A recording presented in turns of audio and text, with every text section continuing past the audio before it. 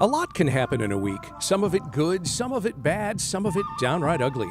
When faced with intriguing developments in the week's news, we turn to a rotating panel of non-experts to parse the good, the bad, and the ugly of it all.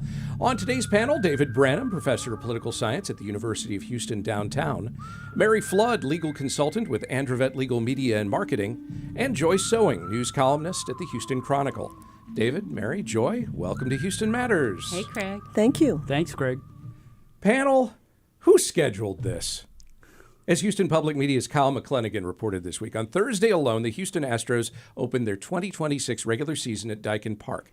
The Houston Open PGA tournament began at the Memorial Park Golf Course. The University of Houston Cougars played their Sweet 16 match, which they lost to Illinois last night at Toyota Center. And CERAWeek, the Global Energy Conference, wrapped up at the George R. Brown Convention Center. The convergence of such major events and the tourism dollars they bring in would normally be welcome for Houston. Maybe not Houston's traffic, and certainly amid the protracted partial government shutdown that left TSA agents unpaid and calling in sick or quitting, the many hours-long lines at Bush Airport security this week reinforced that it may have been the worst possible moment to try to do it all. It's not just you. Everything seemed to converge Thursday in Houston. Is this good, bad, or ugly, David? It was ugly. I think it manifested itself last night when our Cougars were unable to hit the ocean with a basketball. But but it was. I mean, it was ugly, and it had to happen at the airport. That is probably one of the nation's, if not the nation's, worst affected airport by the TSA. So we had the Cougars lost. We had the Astros. Their next run they score will be the first run they score this year.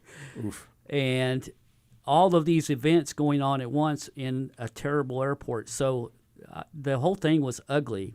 And what's bad is that Houston can be a great venue for all of this stuff. And we have great sports teams. We have a great university. We have great universities. And we have a great golf tournament going on right now as well that does a lot for charity. So the ugly part is that the timing was bad. The good part is that we can host these events and they can come off really well. All right, good, bad, or ugly, Mary. I thought it was kind of good to have it all going on, but I went to the opening of the Astros game, of course, and the nexus of one of the places it went bad, other than Intercontinental, was downtown traffic. What a surprise. But, the 40,000 people coming to the game, most of them wearing Astrobelia. Included in there were some clearly guys from CERA, kind of geeky people in suits with still wearing their lanyards and trying to pull them off. Some of them were there, but the real problem was afterwards. I listened to sports radio on the way out, and all these people, know-it-all people saying what Espada did wrong. And while that's going on, the amateurs and pros were problems in the traffic. The amateurs are people who don't usually go downtown, and they go through intersections without calculating whether they're going to get through before the light. So almost every intersection had some idiot sitting in the middle of it, stopping you going through the lights. But the pros are the real problem, because the major pros down there are those bicycle rickshaws, and those guys are fearless and shameless, and they look at you and laugh as they approach you. And I saw one of them start yelling at somebody last night because they asked the price and they didn't do it, and he started yelling, "You're cheap, you're cheap." And what they remind me of is when I went to law school in Boston, my cousins who live up there said, the only thing you have to do in a traffic circle, you'll be fine. Just don't have eye contact with anyone else, and you'll be fine. Wow. Good, bad, or ugly, Joy? Well, I think it's good for tourism, obviously, but I do think it's bad for those of us who live here. Many of us are facing infrastructure problems. We can't get our heavy trash picked up. I mean, things like the just basic city services that are still going unmet, and yet you had all these people who are in influx into Houston, and it's kind of like, okay, that's great, but what about this? We finished the rodeo, and that was a big hot mess in many ways. So, I'm kind of torn. I think we definitely need the tourism dollars, and I think it's great that Houston is attracting so many different events and activities. But for the basic person here in Houston, we need our city services handled.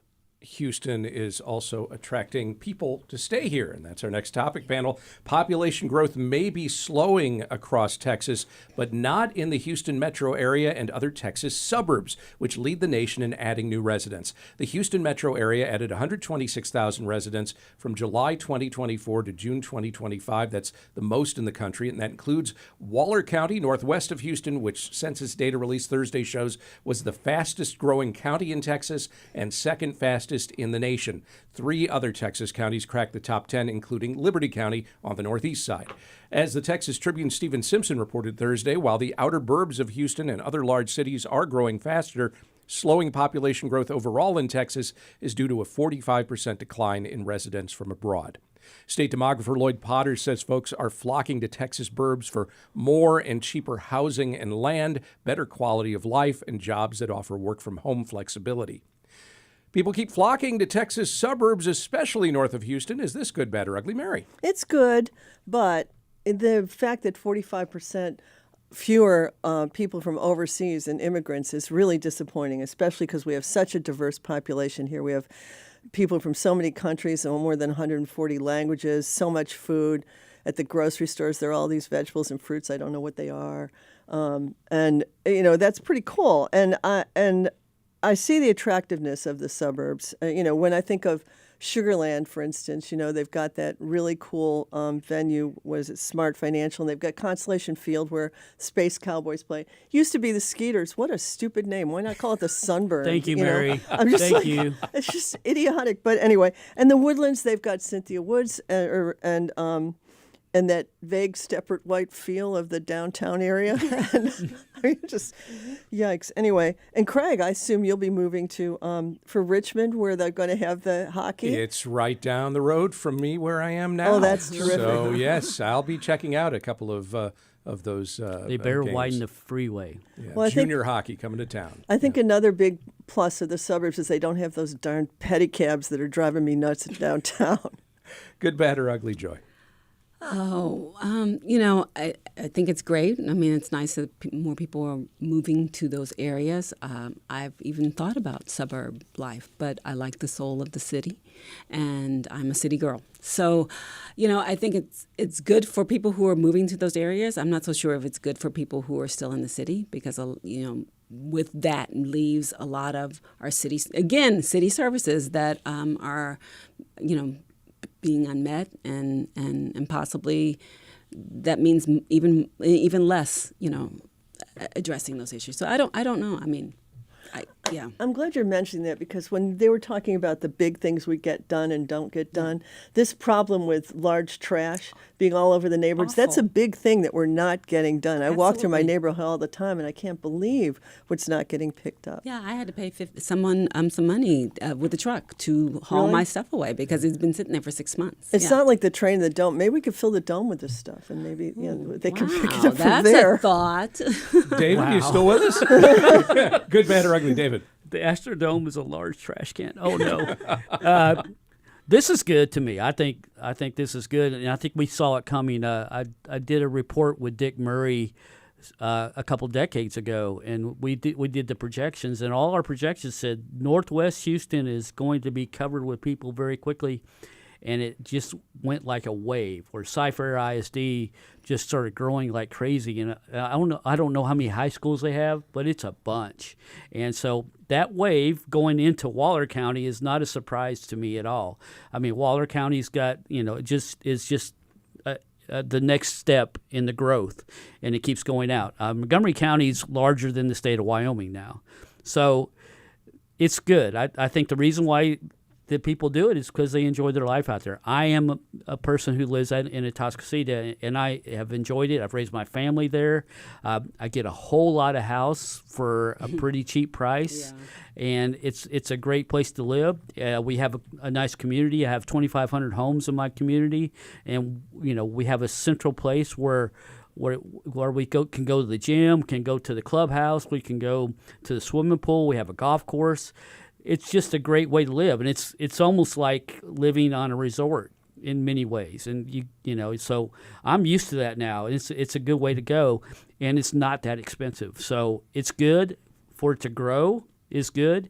The thing that Joy said is true also, though, that, what happens is you start draining the city of the infrastructure, and we see this all over the country. It's not just in Houston. When you start draining the metropolis, then bad things happen to the metropolis. So that is the bad part of it. Finally, panel, the slogan, "Don't Mess with Texas," famously began as part of an anti-littering campaign, something the entire world could benefit from, as we were reminded this week when video provided to the Telegraph showed a squirrel vaping at a London park. More precisely, the gray squirrel appeared, as UPI's Ben Hooper reported this week, to, quote, "nibble on the mouth of a discarded vape atop a wooden fence." Other images online in recent years have captured similar incidents of squirrels chewing and handling discarded vape devices. Bangor University red squirrel expert Craig Shuttleworth tells the Telegraph the squirrels are probably attracted by the vape's flavored liquid. He also notes chewing on them delivers both nicotine and microplastics, neither of which are good for squirrels. We have vaping squirrels now, apparently. Is this good, bad, or ugly, Joy? I think it's horrible. I mean, anytime animals are the recipient of all of the chemicals and things that we have produced, I think it's bad. And squirrels are not that big. And so I just think we already know what vaping does for children, for kids, for adults. For squirrels, I think it's absolutely horrible. I was at the vet, and there was an emergency in which a dog, a little French bulldog, had eaten some edibles. Mm. Oh, Yeah. That seems like a problem. Yeah, that was a problem. Where did they get the edibles? I don't know that. And it wasn't my dog. Good, bad, or ugly, David?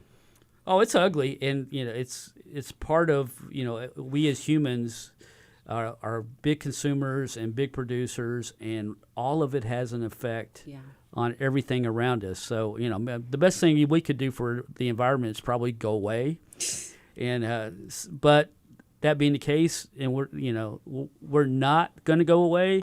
Let's start taking care of business a little bit better. And I saw a vape pen on the golf course the other day, and I didn't have any idea what it was.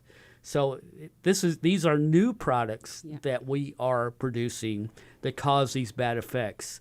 And what we're doing is basically with vaping, all we're doing is creating a product that hurts people, and the only reason why you create it is to make money. So we need to step back a little bit and say, we can do better than this. So this is ugly. Let's do better. Amen. All right. Good, bad, or ugly, Mary? I think it's bad, but I also think we shouldn't underestimate squirrels. I think that they're really smart and they know what they're doing, and they were doing this on purpose. What? Here's the deal. Yeah, I What? used to think that Squirrels? too until they What? doubled Squirrels. back and got in my car. Squirrels, if they know another animal is watching them, they will hide a fake nut because they know they could do that. Also, they tried to get into my house recently. I caught them. I put up an obstacle course until my handyman could cover it up. It was right before the freeze. He saw me, and I got that. And that night, I get like 3 calls with a real high voice saying, "Is your refrigerator running?" I'm serious. I think when we're all gone, it's going to be squirrels and raccoons. So the squirrels are just out there just like, I'm just going to get high today. Is I that think what they're smarter than we think. Oh, okay. All right. Yeah, they do need to learn not to double back. Once you go across the road, you don't turn around and go back. That is true. Maybe It not is. smarter about everything. Don't But double I think back. it's mostly just to drive us nuts, because every time we see one, we have no idea what's going to happen. That is true. Seems like a good place to wrap up. David Branham is a professor of political science at the University of Houston downtown. Mary Flood is a legal consultant with Androvett Legal Media and Marketing. Joy Sewing is a news columnist with the Houston Chronicle. David, Mary, Joy, thank you. Thank you, Craig. Thank you, Craig.